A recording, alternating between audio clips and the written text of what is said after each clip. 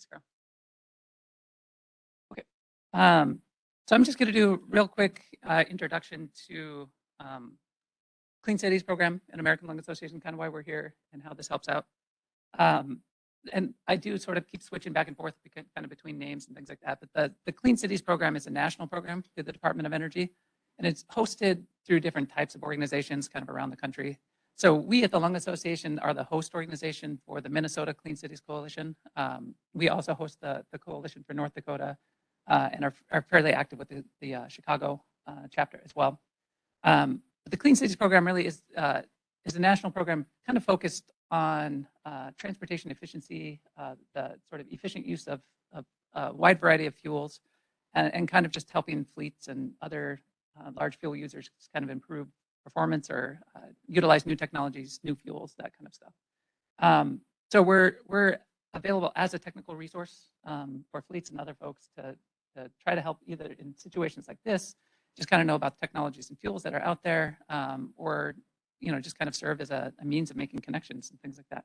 I kind of introduced the crowd already, but I know there are a few national folks that we're going to be listening in online and that kind of stuff. So if you're not from around Minnesota, I do highly recommend getting in touch with your local Clean Cities Coalition for good partnerships.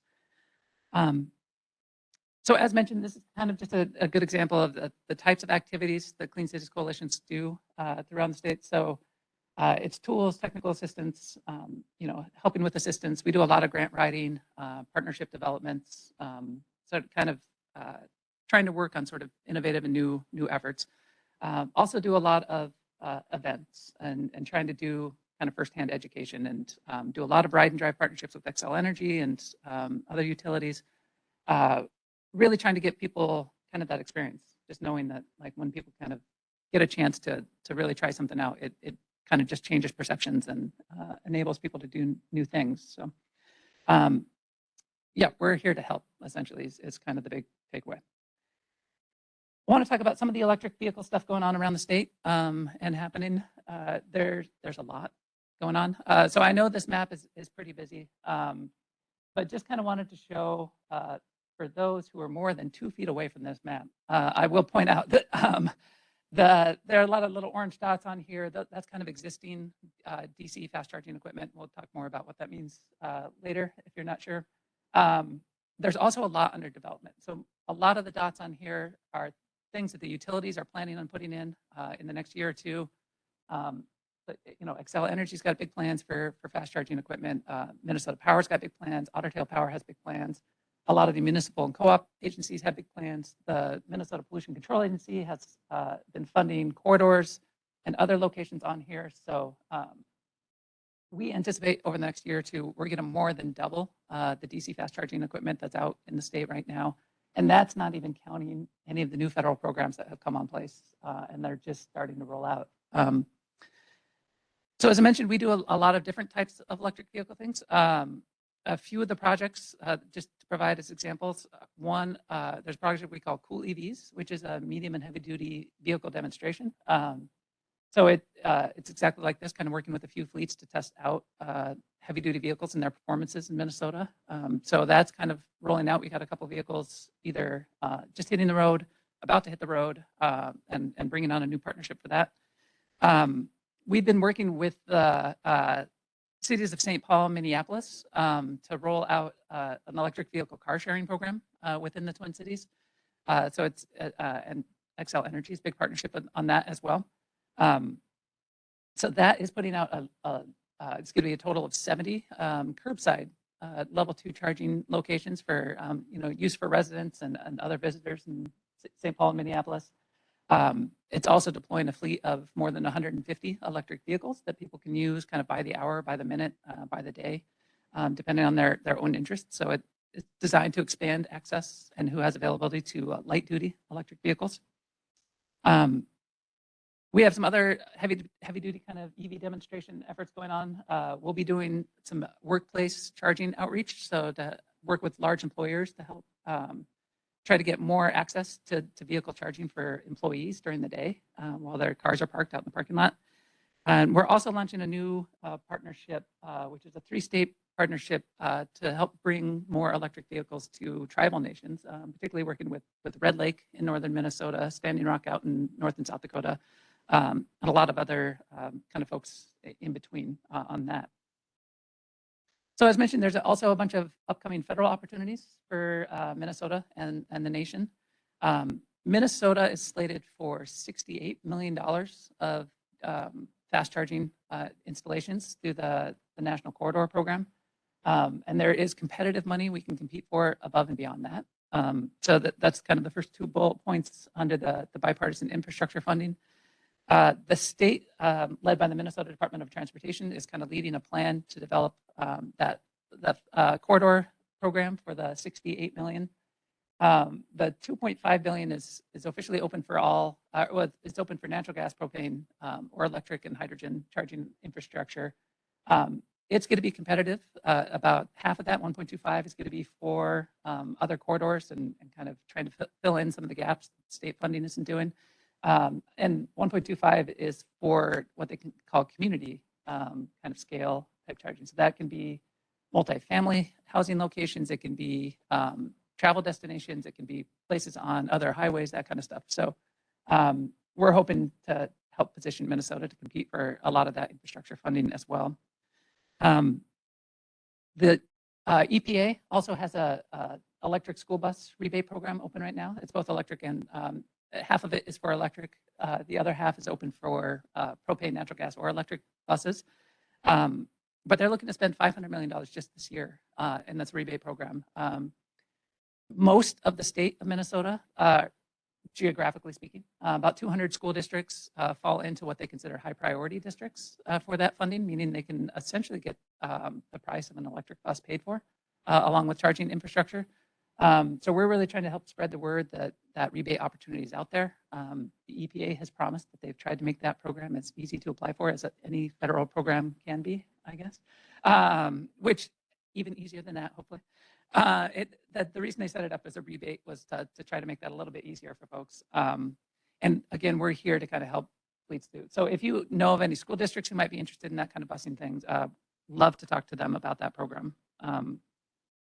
And I will just tease, since it's relevant to this conversation, we don't have a lot of details about it, but part of the bipartisan infrastructure law was included language about medium and heavy duty freight electric corridors. Details for that are not really scheduled to roll out they have up to a year after the law was signed, which was last November. So they've got another 6 months before they probably put out details on that program, but it's something we're watching very closely about how the charging corridors and things like that really relate to the conversations we'll be having today, and what it means if you want to take one of these vehicles on a longer venture. So that's just kind of a quick shot of what's going on around the state. There's a lot, and there's more than this that we're always happy to kind of talk about if people have questions. So with that, we're going to move into talking with Ruan and about their experience with. They have orange EV that they provided outside, and they, I think, I don't mean to spoil it, but I think they've been having a lot of good use of the vehicle so far, and so they're here to talk about kind of the processes they've gone through and how it's working for them. So with that, Brad, come on up.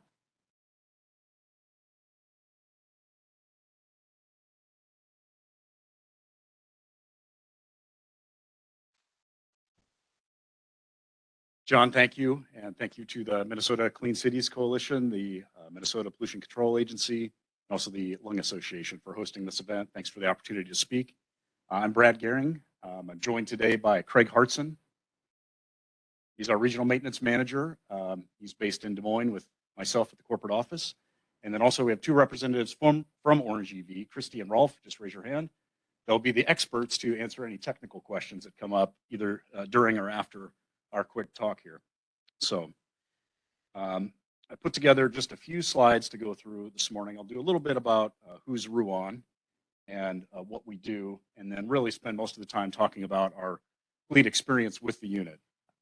I think I've got 15 or 20 minutes, if that's about right. And if you give me about a 5-minute warning, then we can open it up for questions from there. So I've been with Ruan for 17 years. I'm the VP of Fleet Services. And so I have oversight for and I lead our team from the procurement of all assets to our maintenance team to the used equipment sales team, kind of cradle to grave on all of our equipment. Just a few quick facts about the company. So we will celebrate our 90th birthday next month. So we were founded in 1932. This is the one man, one truck story. Mr. Ruan started the company back in 1932 hauling a load of gravel, and it grew from there. So our revenues today about 1.5 billion. We have dedicated warehouse space with our customers, over 13,000 active carrier partnerships. We have over 300 operations nationwide in 48 states, and we have about 50 shop locations across the country.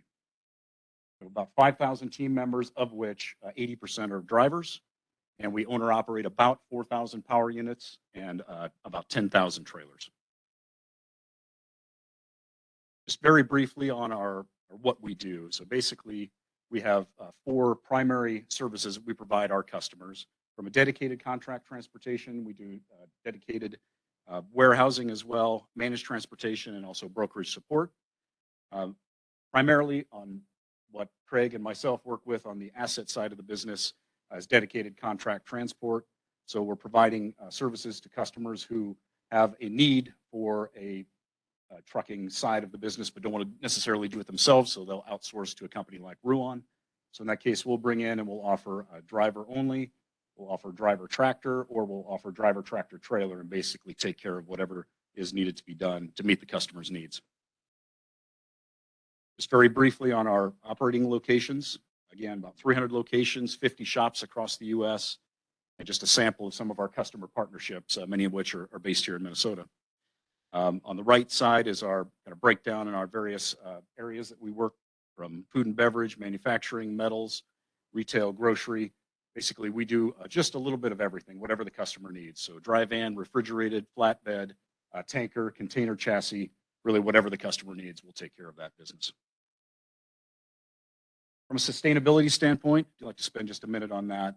Technology, green equipment, specifications. We do work very closely with our OEMs from Orange EV. We're also working with Freightliner and a few others on what they're doing on the EV front, and just a few other notes on what we're doing.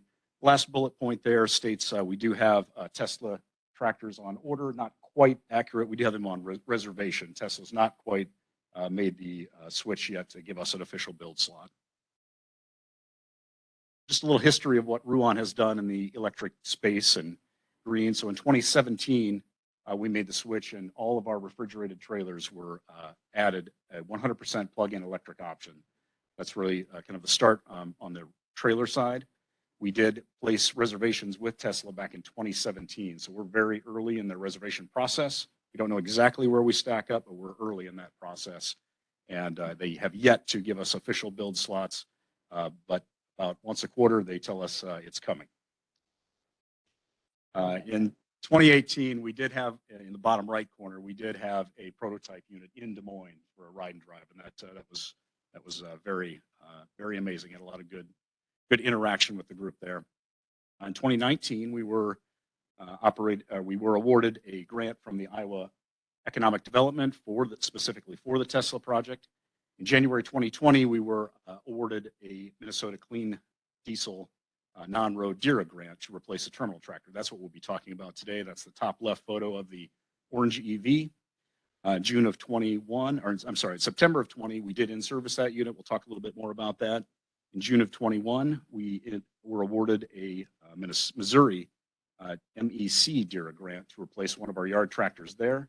That unit's been in service now about 6 months. And in October, that unit was put in service. And in fourth quarter of last year, we did test with Freightliner in Southern California and also in the Central Valley of California, the EM2 straight truck and also the E-Cascadia day cab. So we had an opportunity to test both of those units. That's the top right and lower left photos. So why electric yard tractors?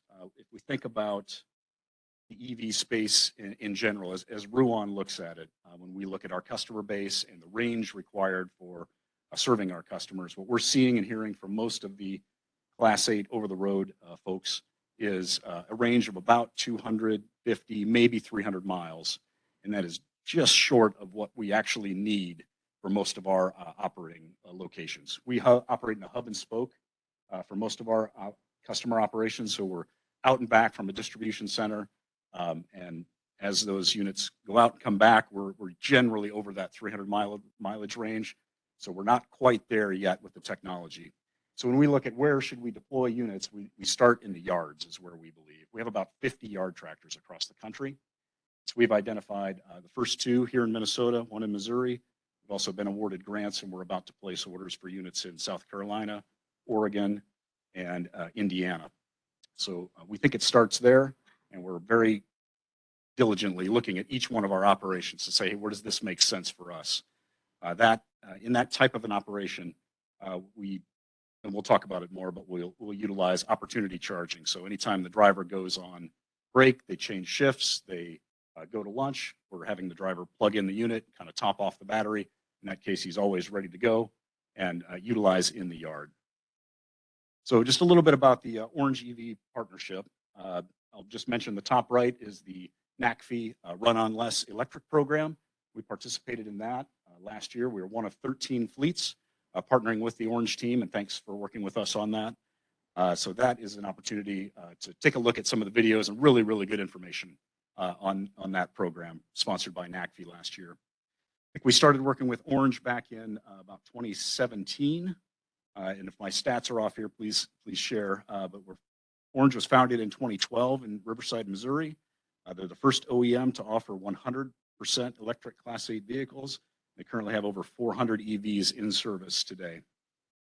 We started meeting with the folks at Orange back in 2017, ordered our first unit in July of 2020, in service in September. I'll talk about stats here in just a minute. From a sustainability and zero emission standpoint, obviously we're displacing all diesel gallons and all the associated emissions by using electricity. From a performance and driver satisfaction, it really knocks it out of the park for us. Our driver picture here, this is Conrad Hansen, was featured as part of the Run on Less electric program and just really did a very nice job, had a lot of great things to say. But smooth operation, torque on demand, clean and quiet operation, and just ease of use. So a lot of great feedback from our drivers that are operating the units today. From a reliability and uptime standpoint, obviously fewer parts, less wear and tear, and at the end of the day, we're seeing uptime that exceeds 99% on this unit that we've had in service here in Minnesota for about 20 months now. From an economic standpoint, there we think about total cost of ownership when we look at any new unit, but we look at the price to purchase the unit up front. So the capital expenditure on the front end, when we compare that to a diesel unit, it's about 2 to 2.5 times more. However, we're also changing the life expectancy of that unit. So a diesel unit, we would typically run 5 to 6 years. With this EV unit from Orange, we're lifing that unit at 10 to 12 years. So even though the cost up front is 2 to 2.5 times, we extend the life and actually depreciate that out over a longer period. The other components would be the maintenance side, and Craig can certainly talk about that when we get to do the walk around with the unit. But it's very, very low maintenance. We talked to our technician this morning. He stated he's spending about 45 minutes to maybe an hour on a good quality PM for the unit. It's the walk around, check the tires, lights, brakes, grease the unit, check it over, and he's done. We really haven't had much to do with that. Much detail there, and I'll share some stats on that in just a minute. The Minnesota Pollution Control Grant process, just very briefly on that. It took about a year for us to get through the entire process. I think we started the process in October of 2019. We submitted our application in December of 19. The grant was awarded in January of 2020. We spec'd out and ordered the unit in July, and we had it delivered in September. And the funding was provided in October of 2020. And then as part of the grant, we were required to, and this is a quote from the grant, replaced engines, vehicles, and equipment must be scrapped or rendered permanently disabled before an invoice can be submitted. So our maintenance team had fun permanently disabling our 2008 Ottawa. So overall, the requirements on the grant and working with Eric David and the team at the MPCA, our feedback from our procurement folks was that it was a very, very simple process. They were always accessible through email or phone calls, always responsive to questions, concerns. MPCA would not hesitate to source information from others if they didn't know the answers. And they had informative webinars and advance of upcoming application deadlines. So very easy to work with, and the process went very well for us. Coming back to the TCO discussion, we talked about the upfront cost, we talked about the maintenance expense, and really then the last piece is either fuel or energy. And I have some stats on that, which I'll share in a minute, but that was really been our substantial savings. And then overall fleet experience, it's been very, very good overall. Go to that slide. I'll let that sink in just a little bit as I kind of talk through some of the statistics on the unit. So we've had this unit in service about 20 months now.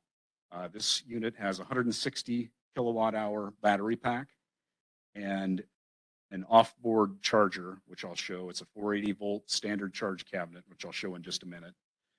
In those 20 months, we've operated life to date now 6,500 hours. That's an average annual run rate of about 3,700 hours, 300 hours a week, or about 314 hours a month and 72 hours a week on average. Operationally, we're running it at a large distribution center in Otsego, which is just on the northwest side of the city near Rogers. We're running 2 long shifts, Monday through Friday. It's parked only between midnight and 5 a.m. with some weekend work. They're doing approximately 60 trailer moves each day, which averages about 300 a week, or about 15,000 moves in a year, spotting trailers at our distribution center. Over those 20 months, we've consumed 36,000 kilowatt hours, and that is an average of about 6 kilowatt hours per month on average. And we're using about 1,700 kilowatt hours per month. And just as a point of reference, that compares to an average U.S. household, which utilizes about 900 kilowatts per month. So roughly 2 times the use of an average residential home. Life to date, we've displaced 10,400 gallons of fuel, diesel fuel, and the associated CO2 with that. We do a quick calculation there. We've displaced over 20 months about 116 tons of CO2 in that time period, or a run rate of about 68 tons per year.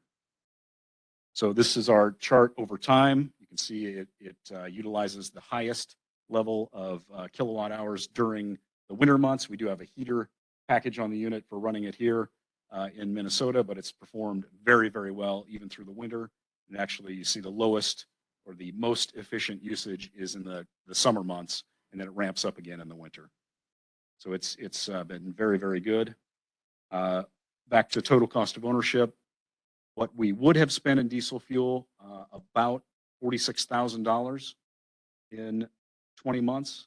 What we actually spend in energy, if we use, it depends a little bit on your commercial rate and what time of day and everything, but if you use somewhere in a range of 8 cents to 12 cents per kilowatt hour, we average that at about 10 cents. We spent about $3,600 on fuel over 20 months for energy.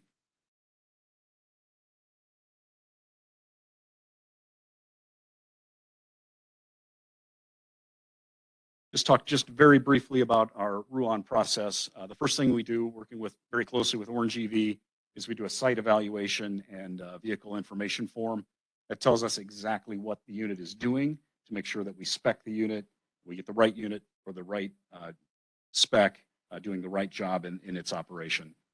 So we go kind of do a back and forth on that, work closely with Orange to finalize the specs. First thing we then do is look at incentive opportunities in the area to see if there's anything either at the state level, maybe a local level, the federal level. We'll finalize pricing, cut our purchase order. Lead time right now, and correct me if I'm wrong, but I think you're still at about 4 months to get a brand new unit. 3 months, 3 to 4, thank you. I did, and that's right, we're gonna hold you to that.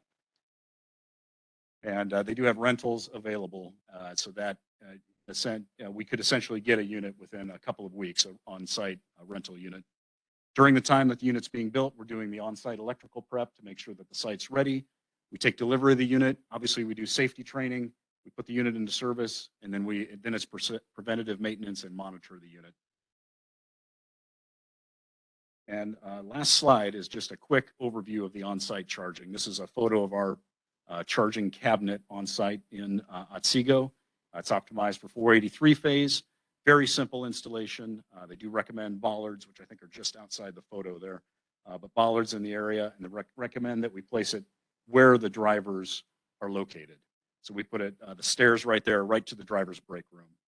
So he or she pulls up, plugs in the unit. Again, when they go on break, when they switch shifts, when they go to lunch, when they park it for about, I think, 4 hours overnight during the week, it's plugged in and topped off.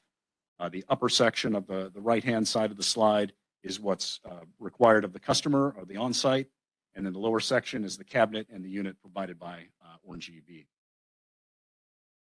So again, I think just to wrap up here, I mentioned that we currently have the 2 units in service. We have a few units that we're looking at in Oregon, Indiana, South Carolina, grants that are awarded, and we're actively working on about 8 or 10 other opportunities around the country, specific to our yard operations.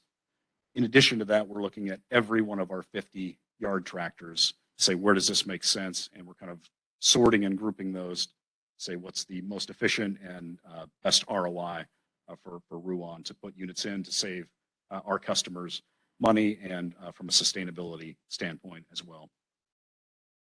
So I think that wraps up. Open it up for questions. Are we good on time, John?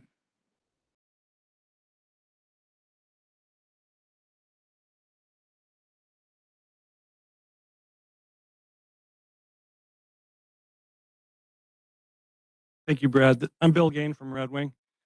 Did I hear your figures right that you said $46,000 in diesel versus 3.6 or $3,600 in electric? That's correct. That's a 92% reduction in energy costs. 92% in how many months? 20 months. That is amazing. That should make everybody's jaw drop and go back and start buying these things like crazy. Thank you. Yeah, and that is calculated at diesel at 450,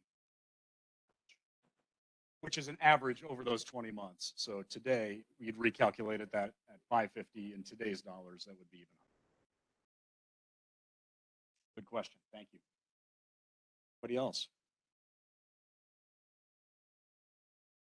Hi, Ryan McNee, Element Fleet. How critical are you valuing incentives from state or federal organizations to your decision to buy? Is it critical? Is it no-go? Yes, no-go, or? Great question. The answer is it depends. I think when we started working with Orange EV on this, they stated to us that over half, probably 2/3 or more of their customers at the time were doing it only based on incentives. But today with the spread, the price of diesel fuel, and also looking at the amount of hours or miles you're putting on the unit, the ROI is much faster, much quicker. So it's important. We always look for that opportunity, but it does and can pencil without grant funding, provided you have enough hours or miles that you're putting through that unit over whatever your timeline or horizon is. So it's important, but it does work without.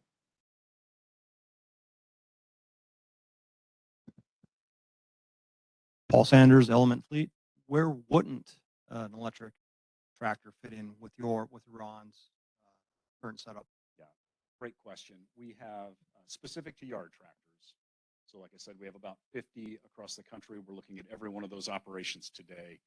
And for us, where we don't see a good fit today is very low use. So if the unit's at a site and used only maybe half a shift or occasional use, or just not using that many hours, and there's no grant funding available in that area, it does not make sense for us from a ROI perspective. It does from a sustainability standpoint, but not from an ROI perspective.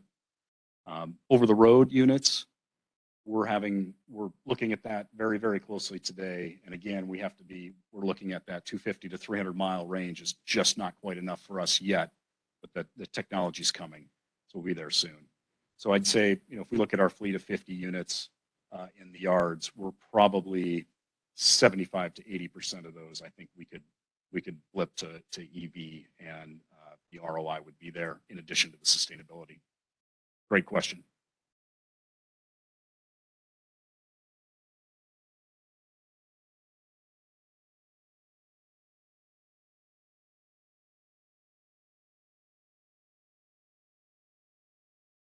Yeah, the question was, is there any questions? People can enter questions in the chat and I'll read them to them.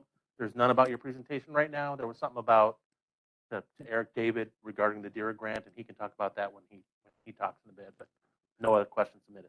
Thanks. Okay, well, Craig, myself, and Christy and Rolf will be out by the Orange EV units after lunch, so please ask us any questions at that time. Thank you very much.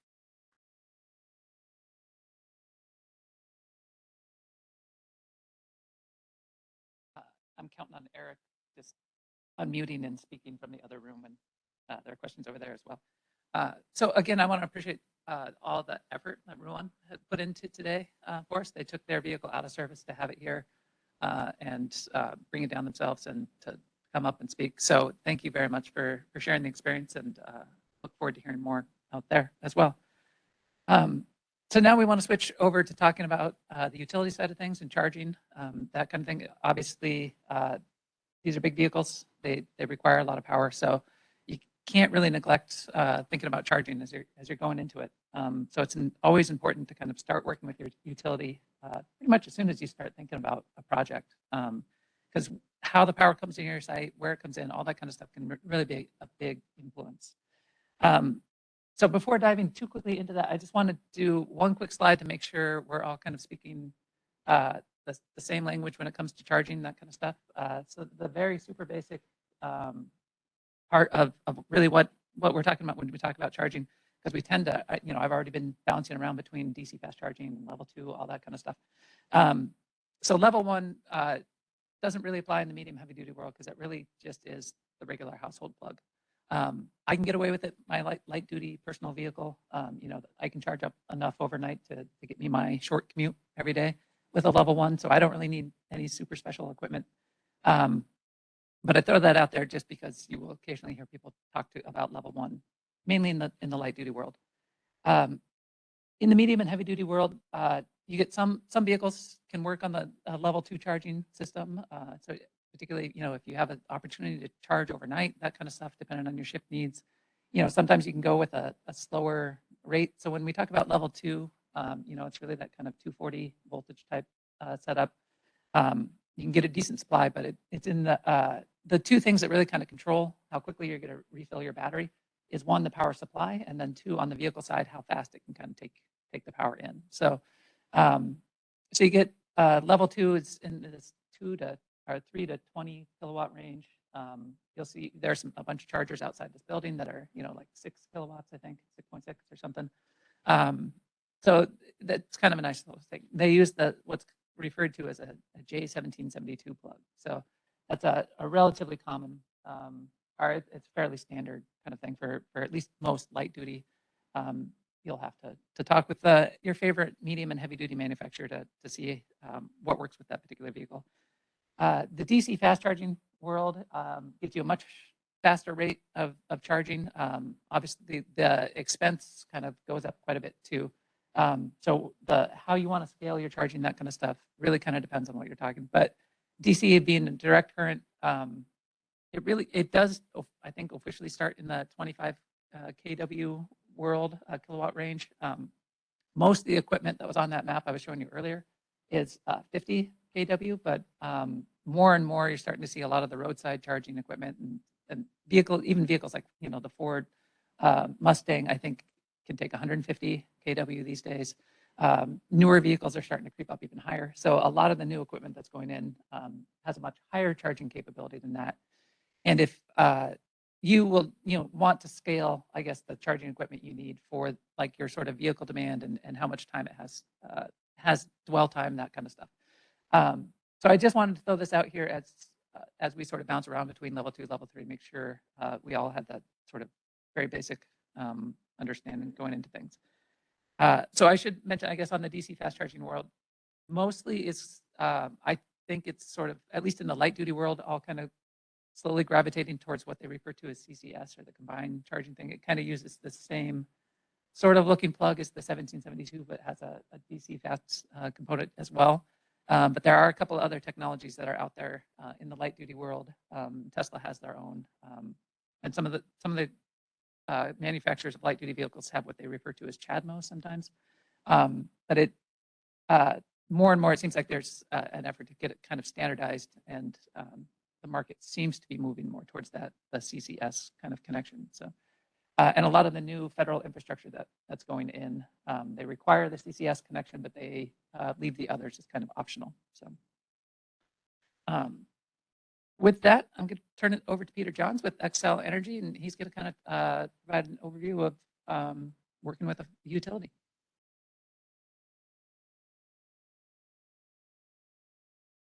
There we go. Hey guys, I'm Peter Johns. I'm the manager of dealership relations for Xcel Energy. Been with the company for a few years now. I'm presenting for Brody Ayers, who oversees a lot of our commercial and fleet opportunity programs. I know just enough about the commercial and fleet to make my bosses nervous. So I will try to be what it is we're doing and why we're doing it. So by way of background, I'm a former dealership manager and have spent a lot of years Alfa Romeos, Fiats, and other vehicles, and made the transition over to Xcel about 3 years ago as some of our EV adoption programs became more robust, and we wanted to meet a lot of our customers at the dealership where these vehicles are being sold and introduce them to our home charging program called Accelerated Home. And I can get into that in just a little bit. I'm also here really proud to announce that Xcel is taking delivery of our first fully electric bucket truck with Terex and I believe International, and it will be delivered in Minnesota. I think CCO did a story on it. I think our first comes at the end of the month.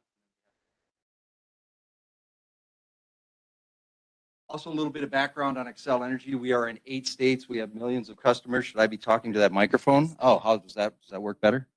Thank you, John. So I'm usually told that I'm very loud. So we are in 8 states. We have millions of customers, primarily electric. We have a number of gas customers as well, but primarily electric. And we're one of the larger utilities in North America. We have a major commitment to EV adoption.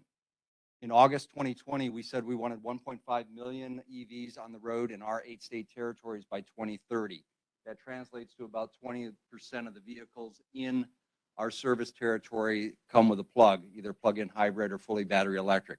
At this point, we're on our way, and we're really proud of the progress that we've made so far in the last couple of years. I think if we took a look at the numbers in Boulder County, in Colorado, we are actually hitting parity at that 20%, where we're starting to see that adoption. We're starting to see that get traction, and now we want to obviously replicate that. We have a lot of programs in market for residential, and we also have a lot of programs that we're beginning to roll out here with fleet and commercial. A couple of things that you can read for yourself, but looking at that $1 billion in customer fuel savings annually, I'm really struck by the previous presentation, $46,000 versus $3,600. I think one of the biggest things in commercial and fleet that I like to talk to about any of our fleet customers is cost predictability. You'll notice that we are relatively flat or relatively stable in what we're going to charge on the electricity. We are an at-cost business when it comes to electricity, so we have a lot of predictability in the way our electricity is delivered, and obviously the way that a lot of our fleet and commercial customers want to use it, and I'll get into that in a little bit. $1 or less per gallon, 5 million tons of carbon emissions is what we're looking to have as far as a reduction by 2030. And so it's really exciting to be in this space. I often talk to dealerships and ownership groups and automobile dealer associations about the fact that this is no longer a trend. This isn't something that's neat, and it's not something that will go away in a couple of years. This is a fundamental pillar within the industry, and we're really excited to be part of that. And I think about this a lot. I think about the fact that we have 2 very different industries, automotive and power generation. for decades, we really haven't had a lot of reason to talk to each other other than making sure that, inexpensive, reliable services are happening to our customers. But we're looking to advance that relationship on residential, commercial, and fleet and become a partner with you as you begin the electrification process. So what do we offer? We offer a lot of things. Fleet advisory and a lot of our programs are kind of laid out like this. We can do a lot of analytics, and we can do a lot of assessing of what your needs are, what your wants are, and how you're going to market and how you're thinking about using electric vehicles, heavy, medium duty. And we can start with the telematics. We can start with the fleet analytics, understanding your needs. We have teams of specialists that come in and start taking a look at what it is you're doing now. What do you want to do? Let's start putting these telematics together. Let's start putting all of these analytics together so we can start showing where this cost saving can happen, what vehicles we could start transitioning, how we use them, how we go to market with them, how we can best assess the supporting the existing driving patterns, developing infrastructure programs. That's one of our strong suits, is we want to work with you and your business, if you're an Xcel customer, on things that we can create as far as low or no cost options on electrifying your fleets and beginning to start that process. In short, what does it look like from the street, from the transformer to the panel, from the panel to the charger? We can help with a lot of that infrastructure build out, a lot of that analysis. We've had early conversations with Nuss Trucking about some of the things that we can do there. In Colorado, we're working with Volvo on some of their pilot programs that they're doing with testing. There's a number of other companies that we're having these conversations with so that we can help find that cost reduction and find the efficiencies that you're looking for in the process. Easy EV vehicle assessment. We have three pillars here that we're really looking at. And so I'm going to do this because it's a lot easier for me to look over here than see myself on that screen. Cost neutral telematics-based analytics programs to help organizations develop an electrification plan. We're really good at that. We want to see how these plans come together. We want to show these cost savings and the efficiencies. We just did a partnership out, showcase event out in Denver with Phil Long Ford. They're kind of putting a stake in the ground on what they want to do as far as medium, heavy, and fleet vehicle operations. They had a F-150 Lightning and they had an E-Transit there, and we had a great chance to go through a lot of the cost savings and a lot of the opportunities for infrastructure build out at that dealership, and some of their customers were there and showing them how these programs work. And we also have that rolls right into the EVSI, our infrastructure program. This is utility funded engineering, infrastructure analysis and upgrades as required, including chargers and make ready. That's a big cost saving that we want to help out with. It helps that transition. Ultimately, they're going to be using the electricity, so we see an ROI in that program. And optimization for vehicle usage, charging rate, design base fees upon telemetrics informed analytics. So when is the vehicle best primed to be charged? When is it best time to idle? What are the dwell times? What are the things that we're looking at in that process? And how can we continue to keep those costs low and reliability high? In the EV sustainability assessment, analytics utilizing sub-minute driving data to assess the total cost of ownership. And I think we talked about that a little bit earlier on some of those front-end costs. You look at that and say, wow, okay, that's 2 to 3 times over the life cycle of the vehicle, 5, 6, 7, 8, now 12 years, I think was the last presentation looking at. You start seeing that total cost of ownership go down, down, down. And some of the great benefits of that is, of course, there's a lot less maintenance. We're not saying maintenance free, but there's a lot less maintenance. There's a lot of components here that aren't necessarily going to be in that day-to-day cost. Model different electric scenarios, impact operations and our emissions, and then looking at those dwell locations and charging infrastructure. How can we continue to keep those costs low and keep the efficiency on the charging on these vehicles? Again, there's a lot of information on our websites on this, and I'll be deferring a little bit to Brody and a couple of our team members of some of the questions that may come out from this program. But one of the things that we really want to keep in mind is we want to hear from you. And I'll talk to the area that I know best on the utilities. Utilities want to hear from you. They want to know what it is you're trying to do. They want to know how they can help in that process. Even if you're not an Xcel customer, which, of course, that's a big bulk. I think there's a total of 180 some just in Minnesota between co-ops and other energy providers. They want to hear from you. If they don't hear from you, they don't know. They can read and they can hear anecdotal evidence, but if you're making the phone call to your utility and say, hey, I'm a fleet operator, or I'm selling this product or that product, they want to know because they do want to help solve some of these problems. So it's worth the effort to have those conversations with your utilities.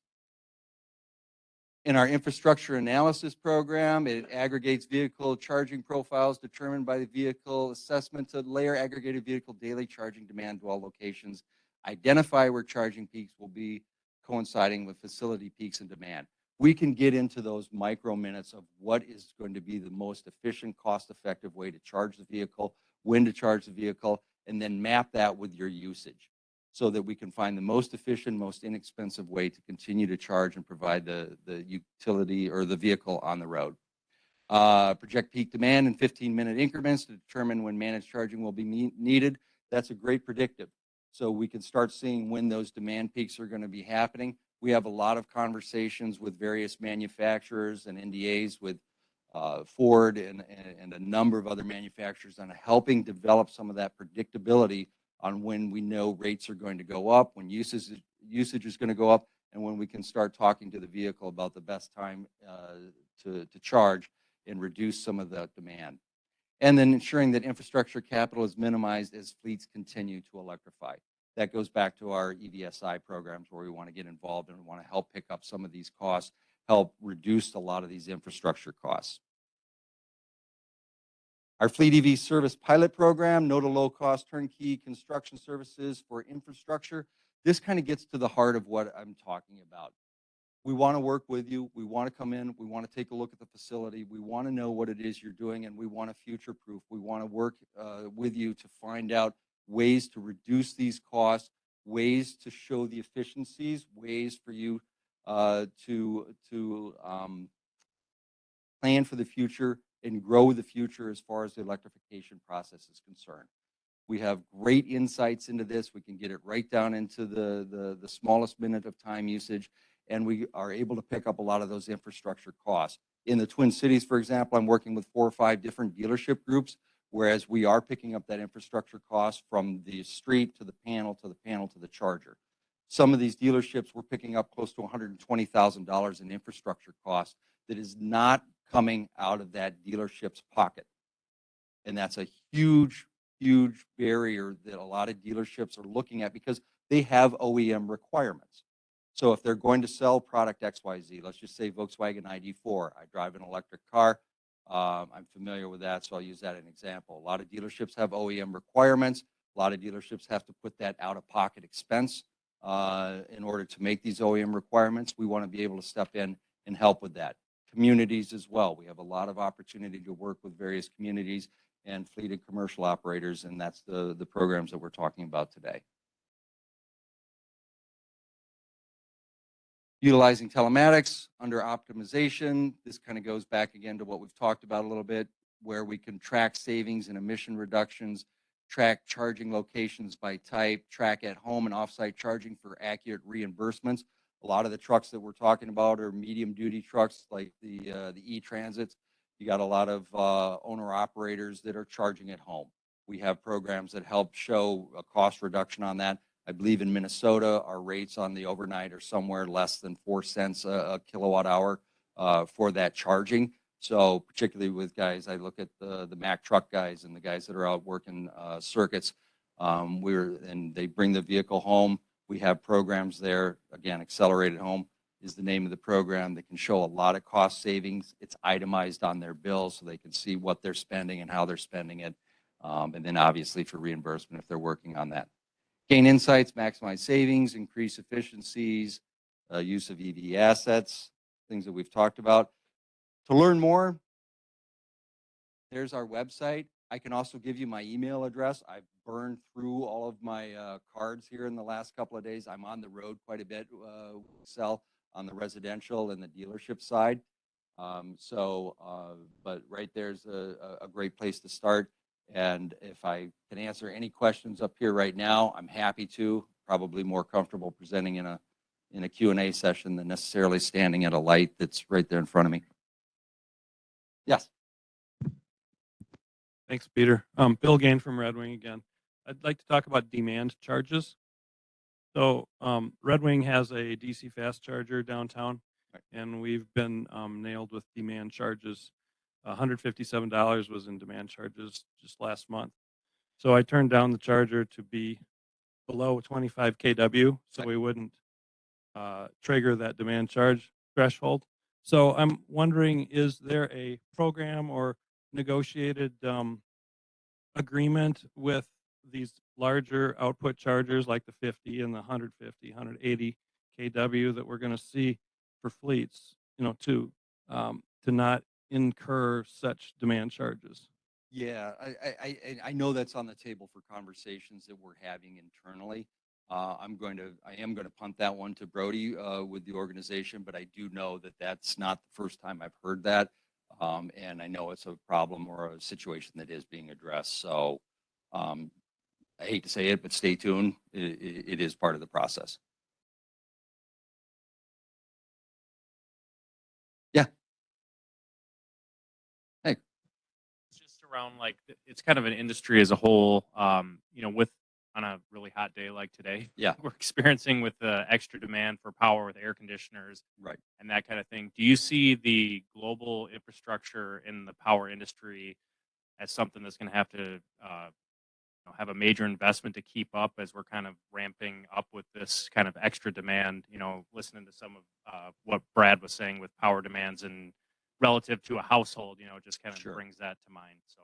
Yeah, that comes up frequently, and one of the ways that I kind of think about this is it's on multiple levels. Yes, of course, we're thinking about demand. Yes, we're thinking about the projection of vehicles that we want on the road and how that translates to demand, how it goes to transformers, how it's routed throughout the entire process. We have teams that figure these things out. That's their job. And I think about back in the era that I grew up in, 70s, early 80s. Air conditioning was not a standard household effect, right? And then became a real big movement across the U.S. About, hey, everybody wants AC. We're going to put AC in the house. And so there was a big 10-year spur of AC going into homes. Well, utilities had to react, right? And they had to build infrastructure. They had to build routing plans and all of that gets involved in that in order to remain reliable, in order to kick up that demand. So the short answer is absolutely. We wouldn't be up here talking about this electrification process if we weren't in the thick of developing strategies and programs to manage that. Absolutely. They get paid way more than I do, so I'm not quite sure. There's a lot to it. Hey, I have a quick question that came in online. Sure. Do you have a ballpark information on cost of make ready for medium and heavy duty? Boy, that is extremely situational. And one thing about electrification, either if it's in your home or if it's a business, every situation is different. And like for our residential programs, we use an average of maybe under $1,000 for a typical scenario. But that changes if you're in South Minneapolis and you got to pull off the pole because they still have aluminum wiring in the house, right? So I would say it's very situational. The best answer I can give you is let us come look, let us take a look at it and give you a cost prediction, within a short amount of time, a couple of weeks. So it's all over the board, and I don't want to get stuck on a number. Having been in auto sales for years, the customer hears one number. If you say the car can be 35 to 70,000, all they heard is the car is 30,000. So I want to be careful on that process. I just had a quick question. Comes up a lot with leadership of companies. Are you giving customers the ability to track production source of your energy? So, clean energy versus alternatives, whatever the Sure. case is. So are they given choice? Is that tracked, or what's the scenarios there? Yeah, I think the numbers that we like to use on the whole, again, we're in 8 states and the various rules and regs are within, each state has its own usage. On average, I think we're just about under or right around 50% of our power generation comes from renewables. It's higher and lower in some states depending on, the compound and the build of the state. But on average, we're about 50% renewables. We're looking to grow that, obviously. We're starting to take some of the coal plants offline. We're increasing wind, we're increasing solar and other renewables. So there is a program that you can look at. If you go to the website, if you go to Xcel Energy and you start looking at our sustainability, you can start seeing where a lot of our wind credits come and where you can start seeing where a lot of our wind generation is. So there is some transparency in that. And I think there's some programs that you can opt in to sort of add into that where your power is coming from. There is a wind credit in there to take a look at. So there is some transparency in that. One more question online here. Sure. What kind of space does the footprint take to make ready, and what's your timeline for installing and prepping sites? The actual footprint, I would say, is probably, again, going to be very site dependent on what it is you're doing and how you want to go through it. Our timelines, turns out, I hate the term supply chain issues, but everybody has to deal with it. We're dealing with it. We're seeing up to a year on some of our level 3 orders on chargers. So what I would say on the make ready side, it's much quicker. For instance, if I take a look at a couple of dealerships in town, from first visit to final install, some as fast as 9 weeks, some 4 to 6 months. So, yeah.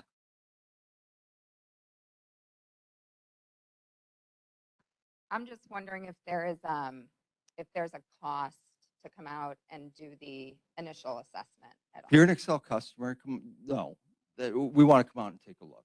And so we want to meet with you and go through the program and take a look at this. This is all part of the services that we want to bring out. So, yeah. Yeah, and it can be really exciting, right? To go out and it's like, oh, we want to, put a charger here, and does it have public access? And is there, ways to create traffic? We're working with a lot of companies and dealerships that they're building EV lounges around these chargers that we're putting in. A couple of dealerships are putting in 4 180 level 3s. In addition to that, they're putting in an EV lounge next to it. So when people come in and charge for that 20 to 35, 40 minutes, coffee, food, hang out, and obviously look at new cars, things like that. So it's always an opportunity to sell a car. But it's, it does have its opportunities there.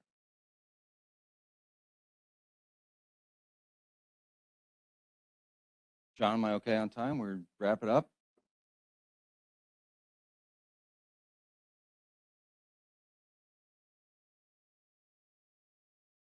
Ben Cooper with Rainbow Tree Care. Our fleet is sort of a combination of light duty as well as heavy duty, Right.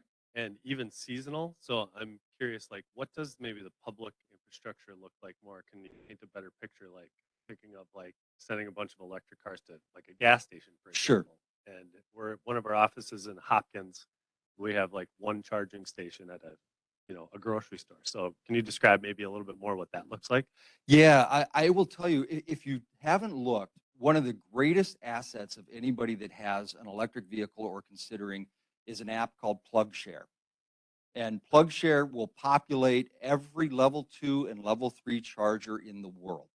And it's all crowdsourced. It's all real time. It all comes with like, hey, the icon will come up if it's a level 3 or if it's a level 2. You tap it, you'll see a picture of it, of an actual crowdsourced picture, all the details on it. And I think in the U.S. we're somewhere around 75,000 chargers currently in place in the U.S. And then that doesn't include the 500,000, that are part of that coming. It's surprising that there are way more than you think that they are. Like I said, I'm an ID4 owner. I've got 30,000 miles I've put on that car in the last year. I drive consistently between Wisconsin, Minnesota, Denver, Nebraska, New Mexico, and make those routes. I have never been more than 130 miles from a DC fast charger on any corridor that we've been on. The only time I got really nervous was in Vaughan, New Mexico, and that's a whole different story. But we were down to about the last 4%, and your belief in a higher power becomes very tangible at that point. But the reality is there are more than you think. And that PlugShare app is really critical, I would say, for any owner operator, anybody that's trying to understand that space. It's real time, it's fantastic, and it will also give reports on the condition of the charger and give a report on the condition of the surrounding area and amenities that are around there. So. One more question came in online real quick. Yeah. And it might be for anybody in the audience. Does anyone have experience working with their utility on this type of a setup? Good vibes only. So I'll go back to the thought here is utilities do want to hear from you. You're our stakeholders, you're our customers, you're our partners. And we want to hear from you. We want to have these conversations with you. A good friend of mine is at Otter Tail Power up in West Central Minnesota, and they are on a program here where they want I think they're installing 11 level 3 fast chargers, just because they know what the next 20-25 years is going to look like. They don't want a customer more than 30 minutes away from a fast charger.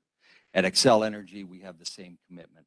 We want our customers to be able to be near a charger, have home access to charging, and have programs that are robust for our fleet and commercial partners, as well as our residential partners. And we want to do everything we can for that. I'll just add a comment to that. Our experience working with the various cooperatives, RECs, everybody's at a little bit different level than Xcel might be. So if this is a project where you start early, and it is new for some of the energy providers, that working with the transportation space is just new to them. So it's going to be a little educational going both directions, but start early would be our advice. Yeah, and that's fair. Xcel is quite a ways down the road. We view ourselves as an industry leader on this. We've built a dealership network. We have a lot of these commitments. 4 years ago, our division, I think, was about 7 or 8 people, and now we're at about 40 within the EV adoption division. So we're growing by leaps and bounds, and we're trying to lead by example by, purchasing and getting these, bucket trucks in. We want fleet conversions. We've made commitments to that, and, that's commitments to our customers, to Wall Street, and everybody involved. No more online? Lisa just has one comment that the alternative fuel data center is a good supplement to PlugShare. Minnesota does a good job of keeping sites updated, but not all states are as good. And there are cards at the literature table here from Clean Cities that explain that. Absolutely. And I guess the last thing I would land on is partnerships with Clean Cities, partnerships that we've developed with other community-based. Think about this, the amount of organizations that are committed to electric vehicle adoption that really don't have a big financial stake in that. They have a commitment to an idea. They have a commitment to a philosophy and a belief and a pillar within the automotive industry. There are lots of great organizations that want to help procure this information for you. And it really doesn't take too much more than a couple good Google searches to find who these organizations are. But I mean, a great place to start is Clean Cities. A great place to start is American Lung, and obviously Minnesota Pollution Control Agency. They've got a lot of great information as well, or our website too. So that's my story.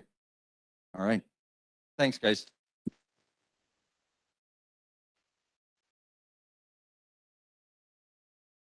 Well, and just to sort of compliment, first off, thanks. We do suggest everybody work with us whenever you can. So, but we are here to be that kind of resource and to try to help folks. If you don't happen to know who the best person in your utility to talk to is, we're here to help with that. We're here to help think through projects. There are definitely a lot of different ways we can think through things. And so, some of the suggestions I've heard from other conversations in, the school bus world and things like that is, if you're starting to think about something, a project for your fleet or for your customers or whoever, that's kind of when you want to start thinking about starting to engage with your utility. So you'll walk out here, you'll decide to buy one of every vehicle that's out on display, and bring it home. That will freak your utility out for sure. But if you start talking with them and mention that you're interested in applying for one vehicle, or you're thinking about you got a fleet of 20, and eventually you want to kind of work through that full electrification plan.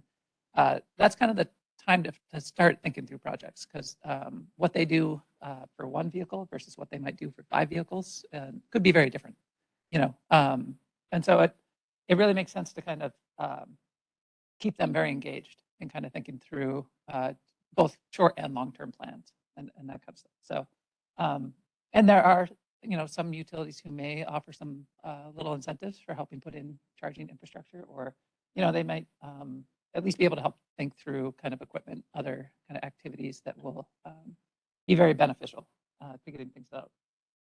The other thing to start exploring, as mentioned, is a lot of utilities will have pricing incentives or other things to kind of encourage, overnight charging, or otherwise try to minimize your costs. Because if you plug in some of these vehicles, just to the point that was made, I think, if you plug in some of these things while the system is kind of at peak demand, that's when electricity is really expensive for the utilities to produce. And that's when there's kind of that much extra burden on things, and just kind of makes costs overly higher. So they have oftentimes price in incentives for making sure you charge when possible, or when it makes most sense. That was officially not the mic drop intended, but keep going. I was actually stalling to see, because I was hoping lunch was showing up here, but I think it. Well, Brian came back, so hopefully that means it's here. Lunch here? Not yet. Okay. Keep stalling. Lisa did just say lunch was delayed a little bit. They're leaving now to come to the office. So Okay. Hopefully this office. Okay, sorry, not our office. Yeah, I think the next on was the commissioner. And we're going to kick in. Okay, you're commissioner today? All right, on. So yeah, we can transition quickly to that intro. And so just to give people forewarning, as soon as lunch comes, we'll take a few-minute break for people to grab box lunches. We have a few different types coming. Folks online can get up, grab some water or whatever. But from here on out, we're going to kind of kick into the different funding programs and go from there. Ready? Yeah. All right.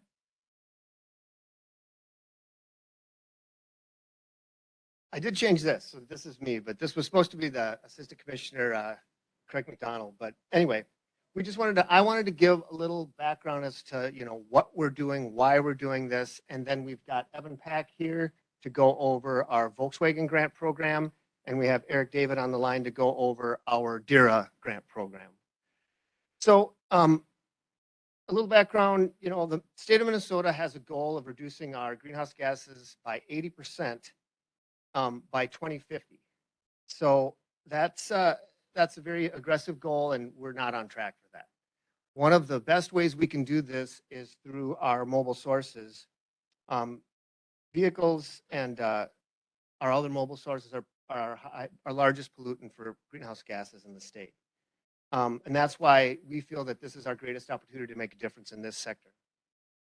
Using our Volkswagen settlement funds, the PCA is taking action in the state to combat climate change, improve air quality, and build a cleaner transportation system for our future. Through increasing EV availability, that's through our Clean Cars work, funding more heavy-duty electric vehicles, that's through this work, and then building out our necessary charging infrastructure, that's for our Volkswagen work. We're helping to enable more Minnesotans to make the switch to EVs and make them work for them.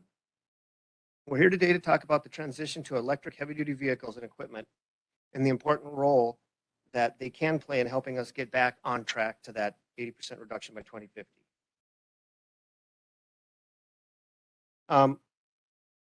Like passenger vehicles, heavy-duty EVs can improve air quality for those most impacted by transportation air pollution along our heavily traveled roadways. They can also help employees and vehicle operators breathe easier too. We've heard from businesses and communities alike that they want to invest in EVs, but the higher upfront costs can often be a barrier. We've also heard that electric projects might not be always as feasible to fit business needs. But for all the equipment we're going to see and hear about today, and we're going to see this afternoon, it can work for some fleets in some areas. And we do have lots of money available for this. Under our first part of our Volkswagen grant program, we were focused on meeting our goals of NOx reductions that we're required to under our consent decree. And we're going to meet those. We've met those. So now we're changing kind of our focus on not only doing what we need to do under the Volkswagen program, but then also to advance our EV work. And we're changing up our kind of requirements that we want to get more electric vehicles through our Volkswagen grants. And this is all planned out through our 3 phases, phase 1, phase 2, and phase 3 of our program. We're about in the middle of phase 2 of our Volkswagen grant program right now. We'll be finalizing this up in the next couple of years and then designing phase 3. So we've got Evan here to go over the Volkswagen grants. We do have some training scheduled for June 29th on this. We have some time for questions and things, but there will be a much more in-depth training. So don't worry too much if not all your questions are answered. We'll go over a lot more about the application process and stuff for the Volkswagen grants. And DERA training that Eric did already happened, but I'm sure he's available for some questions as well. So Evan, you want to give a little background on Volkswagen? All right, thanks, Brian. So my name is Evan Pack. I'm here just representing the Volkswagen program today, and I'll explain a little bit more about my role in a little bit here. So just an overview of the general Volkswagen program.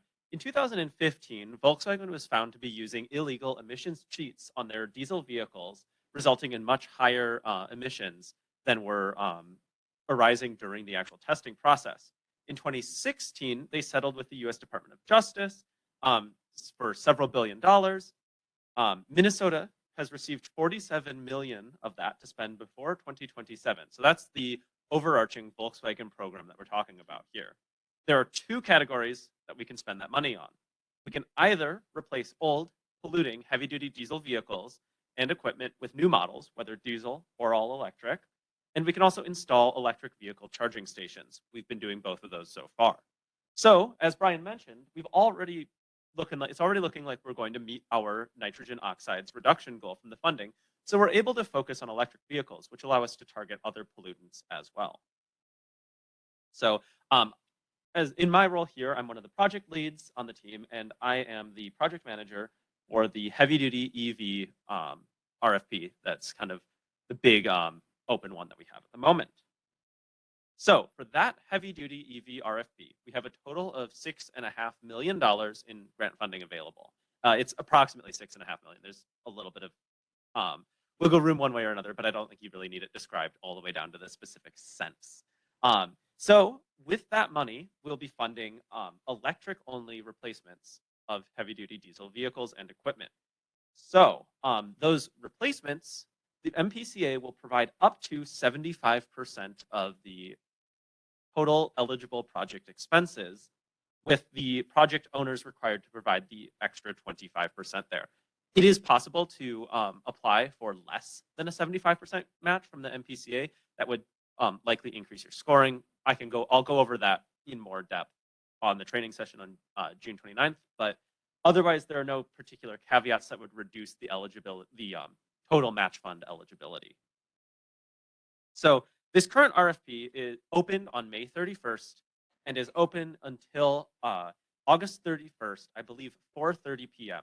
That is a hard cutoff. We are unable to accept applications past that deadline. The system that we take applications through will actually shut things off and stop accepting at that point.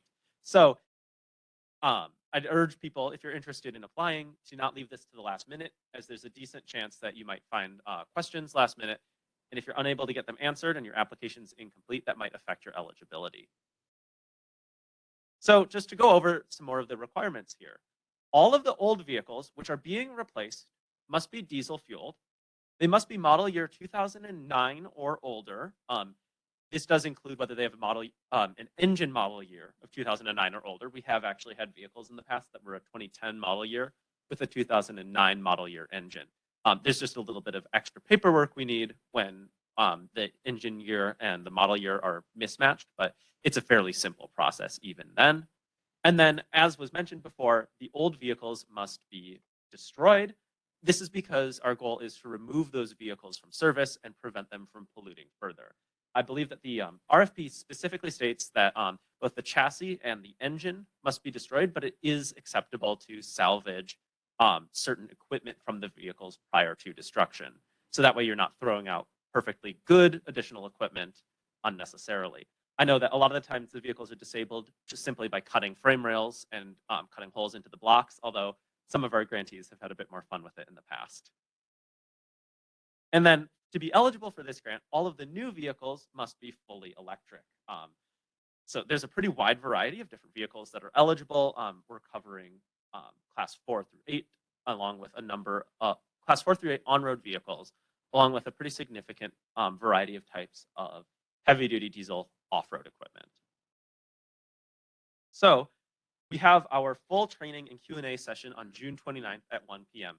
It will be online only through WebEx, just like this one. In that process, I will review the RFP, we'll have an in-depth description of the application process, including accessing the system necessary to apply, and we'll answer detailed questions at that time. Beyond that, we can also answer questions here today.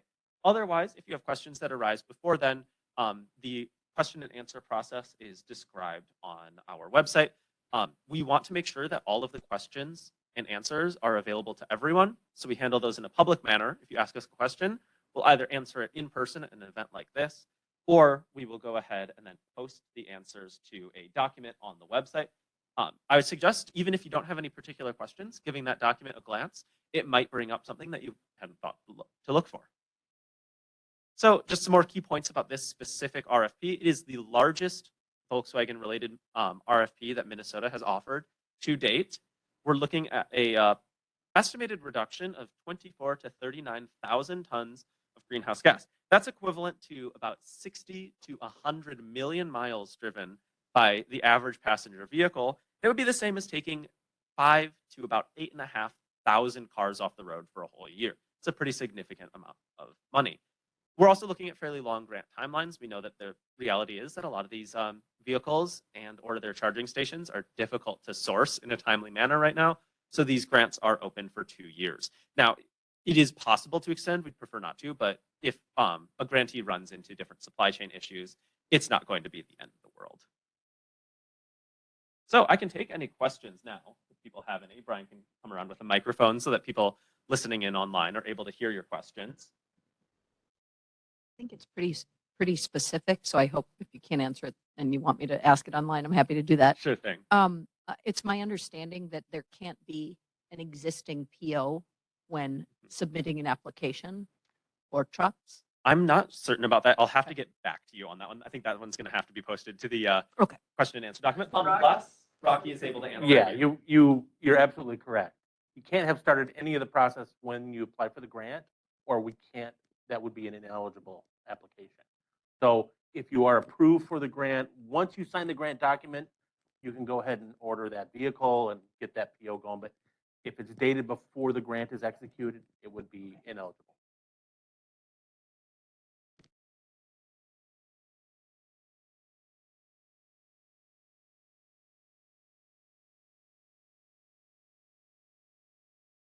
The presentation on the 29th, will that be available like a recording somewhere afterwards? Yes, there will be a recording taken and it'll be posted to the RFPs page on our website. Okay, thank you.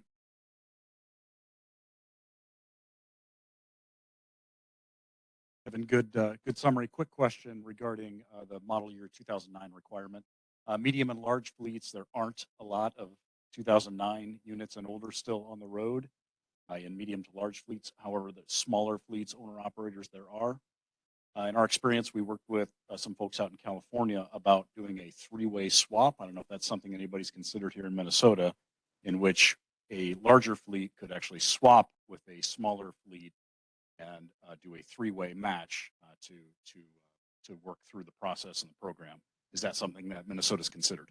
Yeah, so that's an excellent question. I think this is a process that we've looked into in the past. I'm not sure how it stands with the current grant. I'd have to discuss with some of the other project managers and other staff here at the MPCA to determine whether this is an eligible thing. We'll look into that. And I think that it's just a good point. It's a good time to point out that we recognize that the 2009 model year requirement is a restricting factor. However, that is actually part of the settlement. That was a written part of the settlement with Volkswagen. Therefore, the MPCA doesn't have any flexibility on that particular front. However, we may be able to explore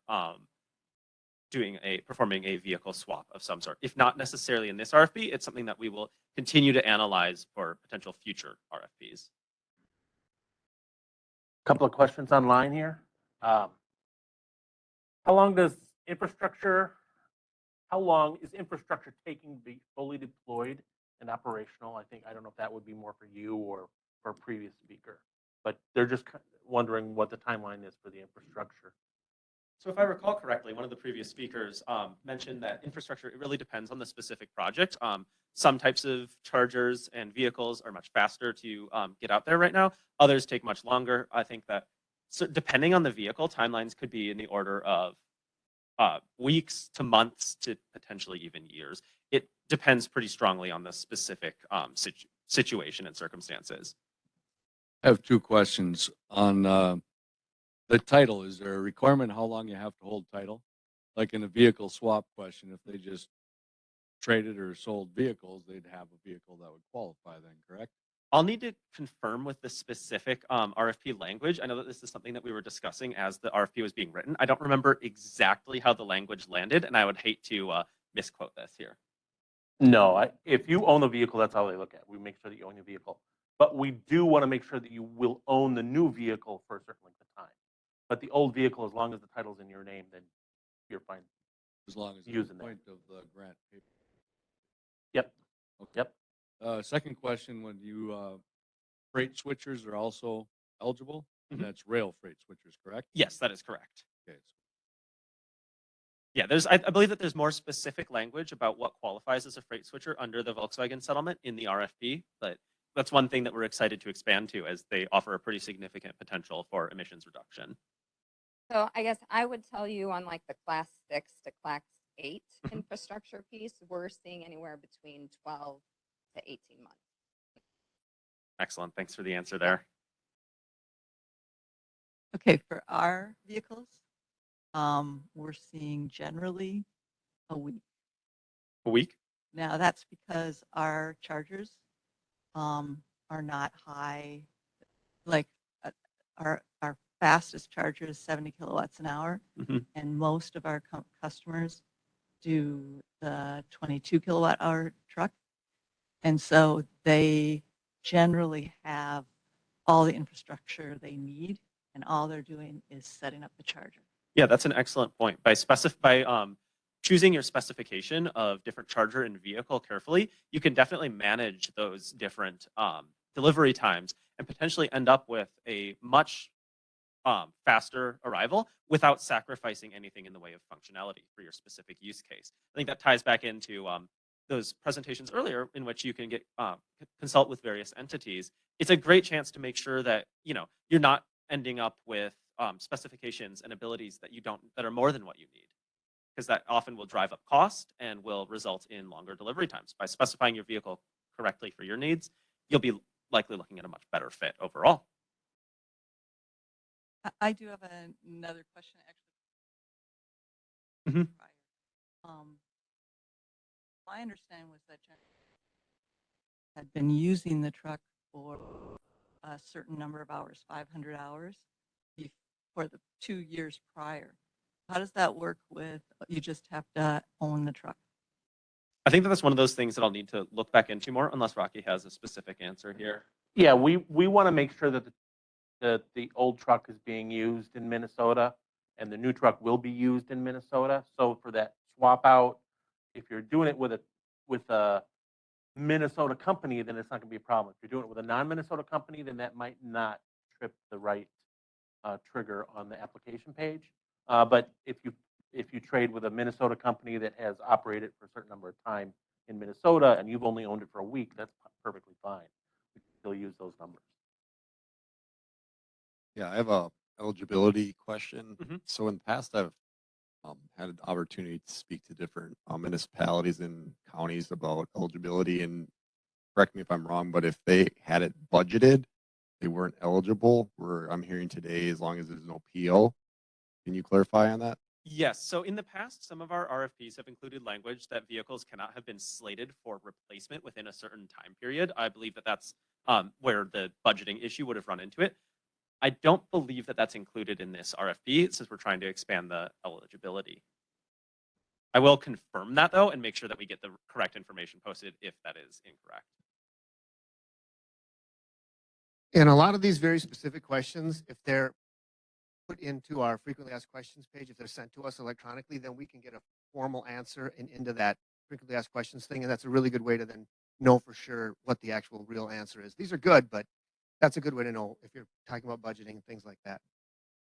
Sort of piggybacking off what this gal was asking is, for some reason, I was given the information that 2,000 gallons of diesel fuel per year must be burned, which equates to 39 gallons per week.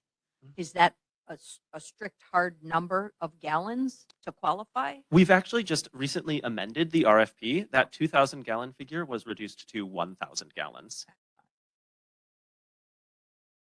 If you've asked that before, that might have been the catalyst there.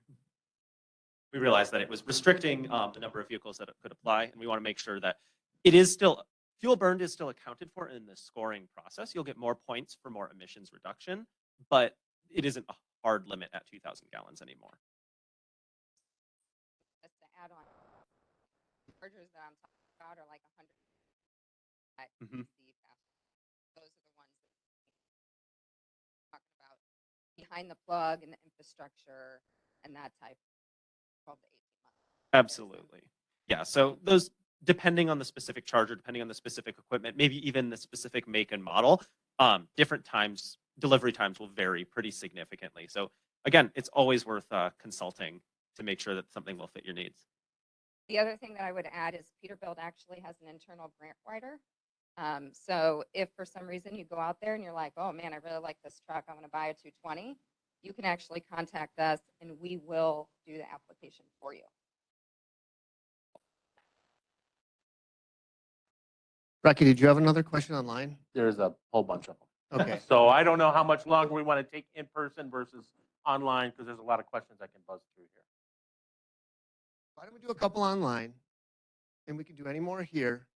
And then I think what we'll do is we'll take a break, get lunches, and then get Eric on with his dearest stuff. But if you want to do a few that are online, and Rocky, if after you even ask the question, if you think you'd be the better one, Rocky's in our basically the lead program lead for the Volkswagen program, so he can answer some too. Okay, let's scroll up a little bit. As a follow-up to the question about vehicle purchase order dates and the grant thing, does it also apply to infrastructure, PO, and starting work? And the answer is yes. You can't start any of that or order any of that equipment until after the grant is signed if you want grant money to pay for that. Right, and to expand on that, if you're not that concerned about using grant money to pay for your EV charging station, you're more than welcome to install that on your own time. EV chargers do not need to be included in these grant applications. You can apply for just a vehicle. Destruction of old vehicle question. Fire departments have a primary and reserve line of vehicles. Is it possible to use a primary vehicle for the application and destroy a similar older vehicle, a reserve vehicle? Alternatively, is it possible to keep the chassis and replace the engine that is destroyed and then move to the reserve line? I believe not. Correct me if I'm wrong here, Rocky, but since the RFP specifies that the equipment must be destroyed, it has to unfortunately be the one that is being replaced, since the goal here is to remove those specific vehicles from service and prevent them from polluting further. Is the grant also going to pertain to railroad locomotives? And is there any timeline on when more information on the locomotives will roll out? So I believe that only freight switchers are eligible here. Part of the reason that general railroad locomotives are not included is due to their nature that they often end up leaving the state. We're aiming to concentrate these reductions within Minnesota's borders. And I believe that only, as the RFP is written anyways, only freight switchers are qualified here.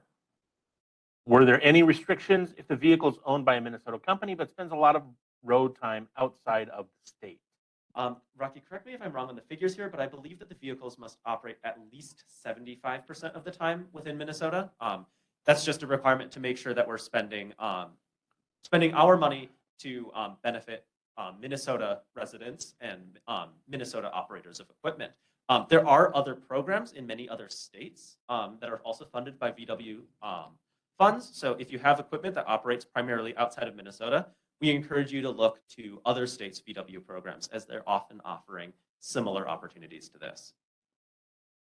Just a couple more and we're almost done online here. Does the EV replacement have to be approved product on an eligible vehicles list? If not, does the vehicle need to be a CARB certified electric vehicle? We do not have a specific list of vehicles that are eligible.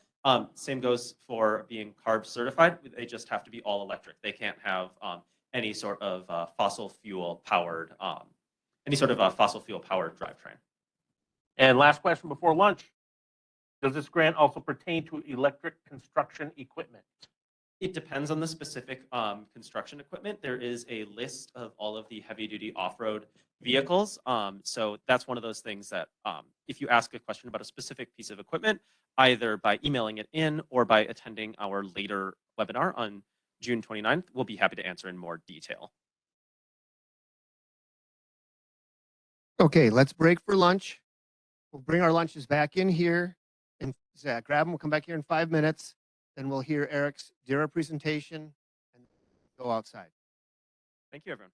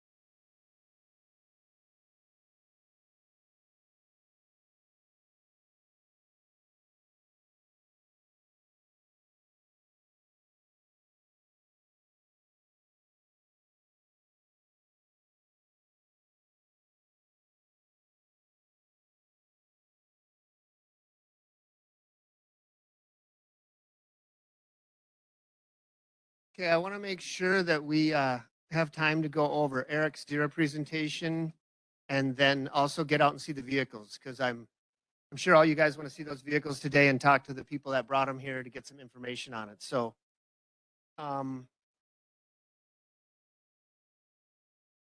don't know if we have to unmute Eric here.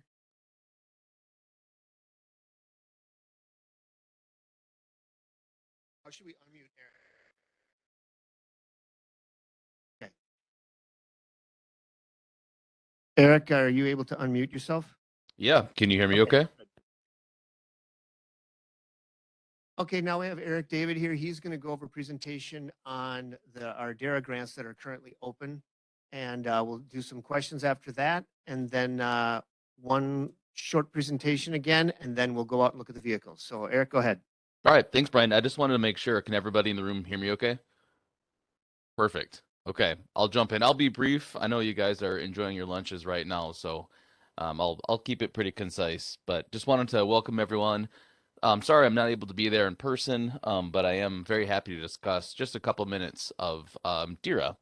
So my name is Eric. I'm also with the Minnesota Pollution Control Agency, and DERA is the Diesel Emission Reduction Act. So we've thrown on that acronym a few times here, but it is a federal program that we partner with the EPA for and have been for well over a decade. We've gotten some great projects, some really diverse ones as well. You can kind of see from the photos there, crane, material handler, forklift, tugboat, locomotive, a lot of different projects that we've done and partnered with some great folks over the years. So we are excited to hopefully get a few more good projects going here.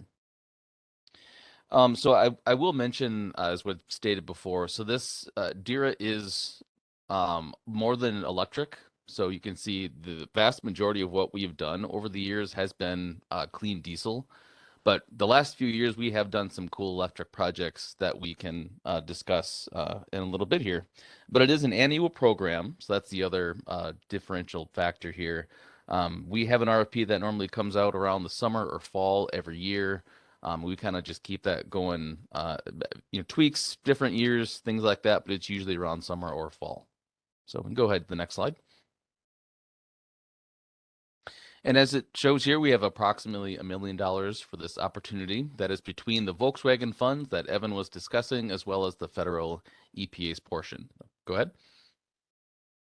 Here, kind of just the framework for it. It is targeted towards off-road diesel equipment, and the deadline is about a month and a half or so from now, August 4th. No late applications, similar to what Evan just stated. We do have application part 1 and part 2. Part 1 is just a Word document. Part 2 is the Excel. Hopefully won't be too bad. I will just take 1 minute here to answer a question in the chat box that came earlier on timeline. So these projects are due by September 2023. So that's, a little under a year and a half from now.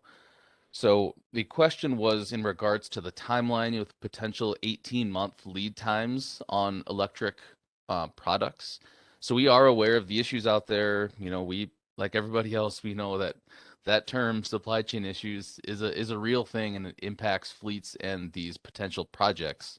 So what I will say is that we are aware of this. We've taken a few steps, one being releasing this RFP the earliest we ever have. But I will also state, we want to get good projects and we want to work with folks on logistics, so if we are awarded a project and we know it's going to be 18 months, we do have some flexibility potentially with what we can do.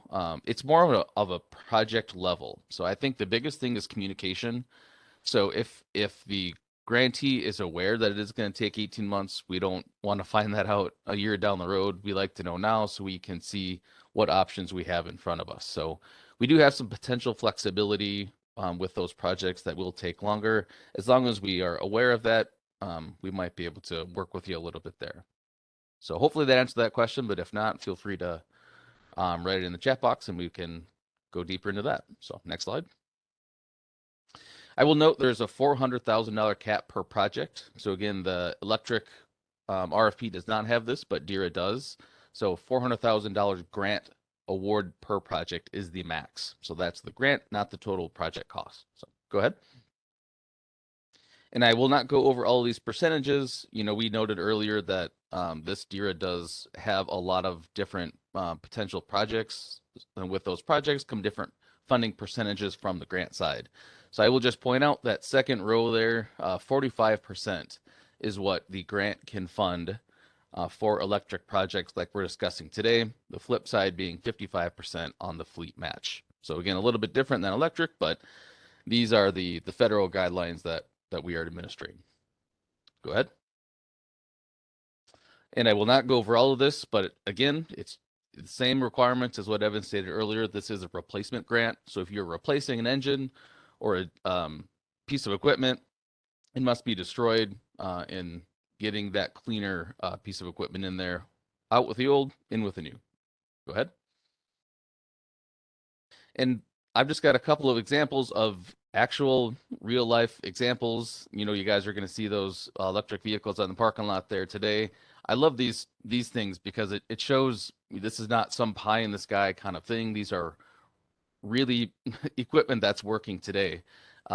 In the first example here, there's two electric material handlers, Broadway Resources in Minneapolis, working in their facility. Previous to this, they had two diesel machines roaming around the facility there.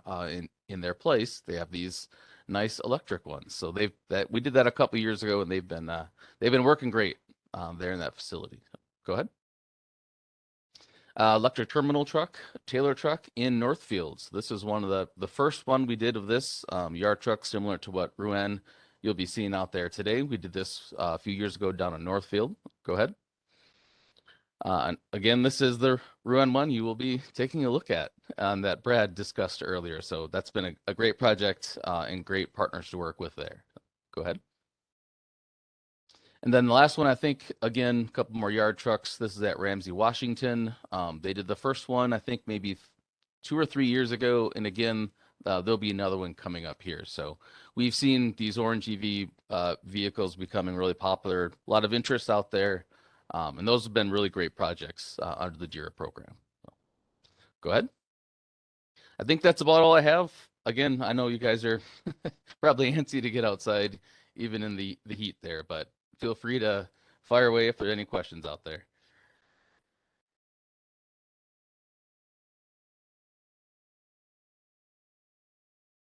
Everybody's eating here, Eric. So Yeah, I assume so. We do have one. Okay. I'm going to go slow so you can chew. Yeah, truck location in Northfield. Could you go Mhm. back? Could you tell me what company that was in Northfield? Yeah, that was Taylor Truck. Yep, they operate the post facility there in Northfield.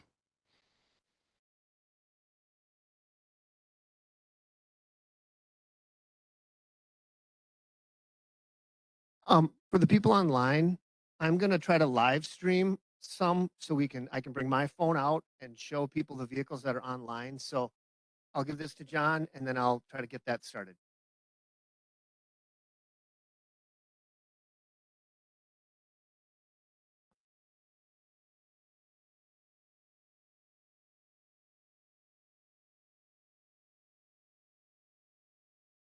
Switching stands.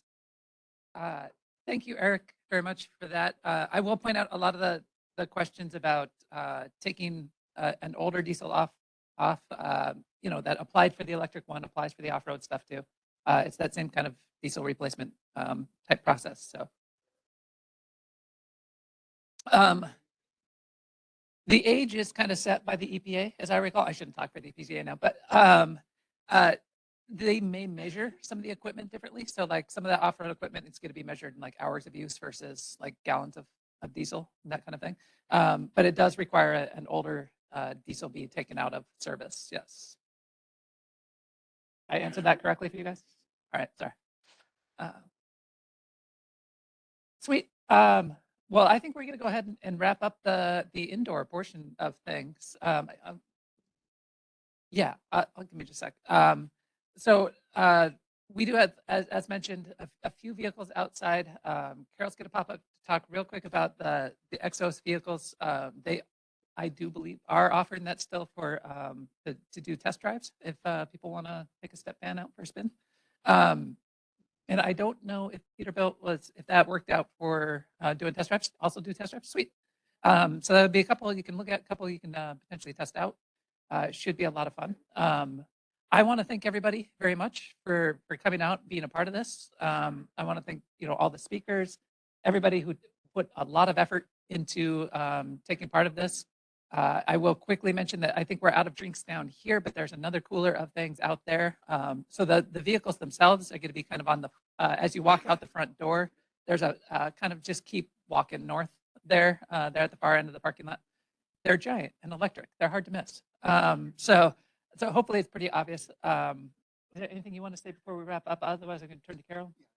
Okay, sweet. So Carol, talk a little bit about the Xos vehicles, I think, and then we will hopefully see you all outside. So thank you all very much for coming here. Yep. Yeah. And for the online folks, Brian will be heading outside and start live streaming shortly if you want to hang out for that. So.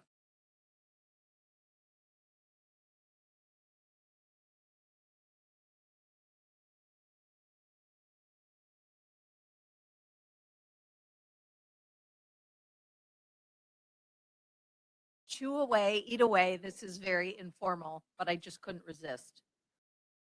Again, my name is Carol. I'm representing Xos Trucks here in Minnesota. Thank you for your interest in commercial EV transportation.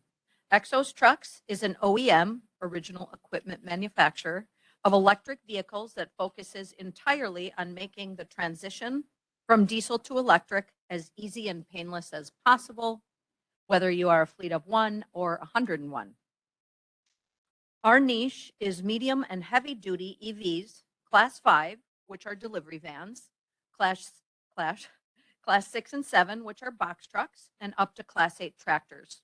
Our class 5 and 6 platform is currently being manufactured in Tennessee, Monterrey, Mexico, and our batteries in LA.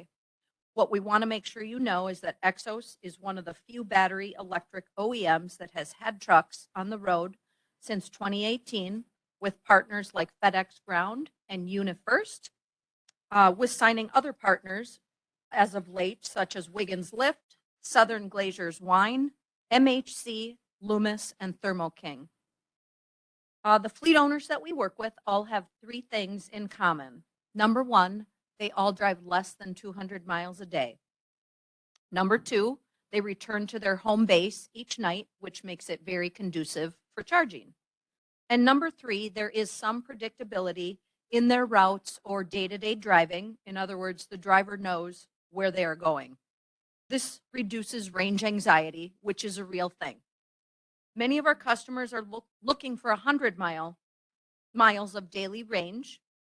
However, we can offer up to 250 miles of range with our current battery technology.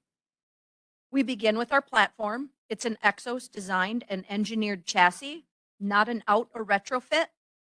Next, we add the battery. Xos leads the way in battery research and development.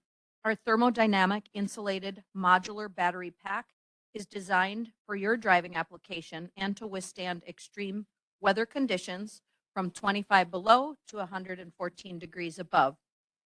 Xos's proprietary software seamlessly communicates with our platform, and algorithms automatically adjust for the needs daily of your routes and driving. They also provide real-time feedback for both the owner and Xos. Your truck and battery are always in tune for the best performance. Lastly, the truck is shipped to a body outfitter if there is a body required, like Morgan Olson. We're delivering production vehicles today with a custom design built platform, battery pack, and software purposely built only for commercial EV use. There are 60 to 70% less components in an EV truck. Less componentry, of course, equals much less maintenance. So the total cost of ownership transitioning from a diesel engine to an electric can be anywhere from 40 to 70% less. This can be a significant savings and something that you may want to consider when transitioning to EV, let alone not having to visit a gas station ever again. Right now, our flagship truck, which is in the parking lot, It happens to be our 18-foot step van with a 100-mile battery in it. The P1000 is its counterpart. This truck is produced and delivered within 12 months after the PO is signed. We've launched our straight trucks just 2 weeks ago. They're in production beginning January 23 and can ship as early as December 23. Lastly, excuse me, Xos is obsessed with making fleets more efficient for their owners, and we believe that we're helping transform a segment of the transportation industry that will make the biggest impact in reducing greenhouse emissions. I'd like to extend much gratitude to the MPCA and the Clean Cities Coalition for asking us to be here today and hosting such a wonderful event. I have been asked to mention that Xos is hosting another ride and drive event tomorrow in South Minneapolis. If you're not able to get behind the truck today, please see me out in the sweltering heat if you're interested. Thank you. So I just forgot to put up the fact that I think you all have our contact information, but you probably all got an email from me at some point. I'm John, or you know how to get a hold of Lisa, but please let us know. Thank you again for MPCA for hosting. Thank you to all the sponsors for the event, Nuss and Peterbilt and Zeus, and we'll see you all outside. Thanks.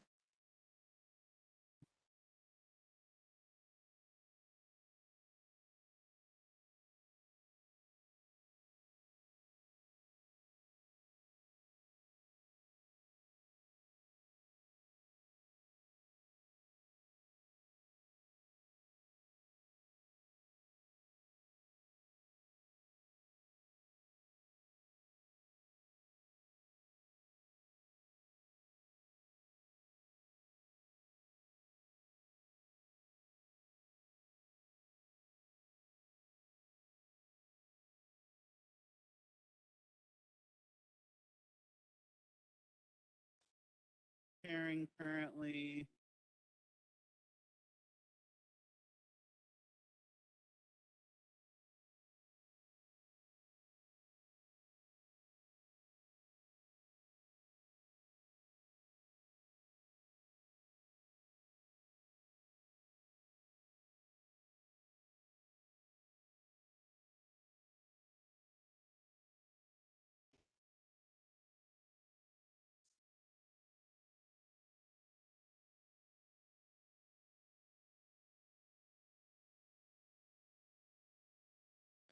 Good to see you here. Yeah, you'll want to in a little bit.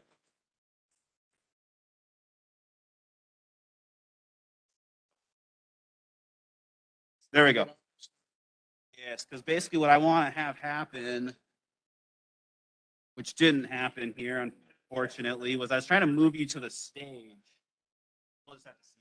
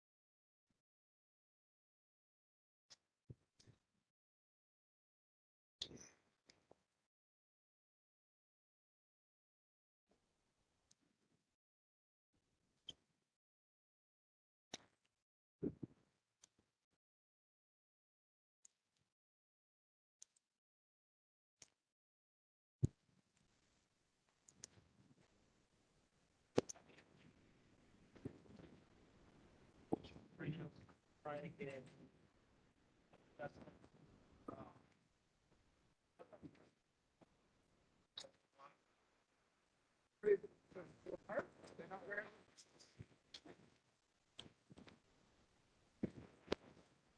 so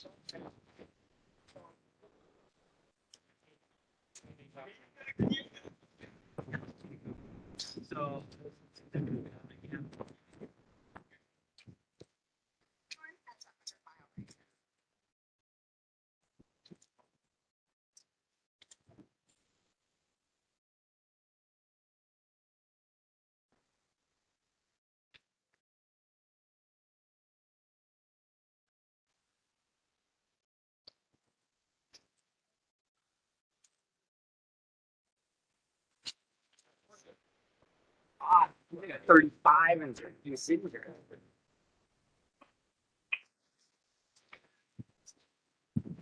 It's so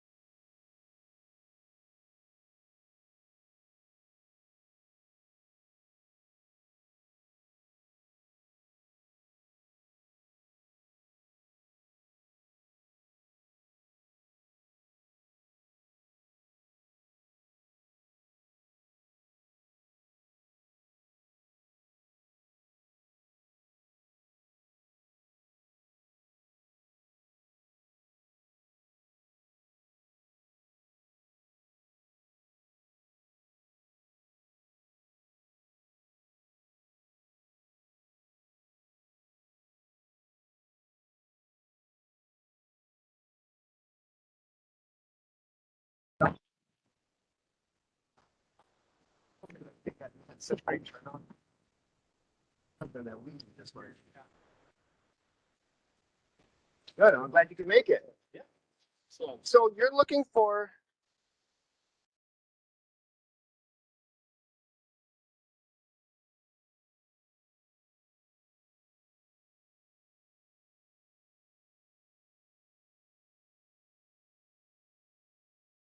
But yeah, we have a lot of.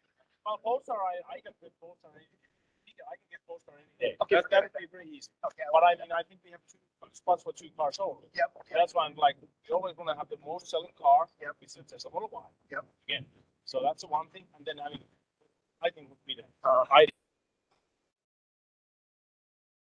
Oh, I'm sorry.